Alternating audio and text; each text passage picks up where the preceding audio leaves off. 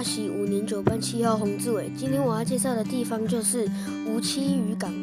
台中港一带古称竹筏穴，因为于牛骂头溪无水岔口，故又名五岔。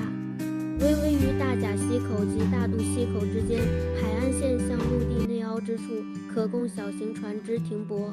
在1891年，地方贤达雅士取奉非无不妻、非灵泉不饮、非竹石不食的雅意，将五叉雅化为无妻。The area around Taichung Harbor was called Bamboo Raft Point in ancient times. It is also called Five Branches because it's located in the fork of Wishu in the west of New Bantu.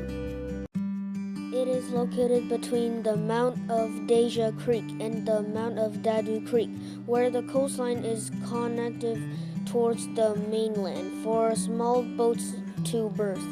In 1891, local sages took the elegant meaning of, if a phoenix is not a phoenix, you will not live there. If it is not a spring, you will not drink. And if it's not bamboo, you will not eat. 谢谢观看，拜。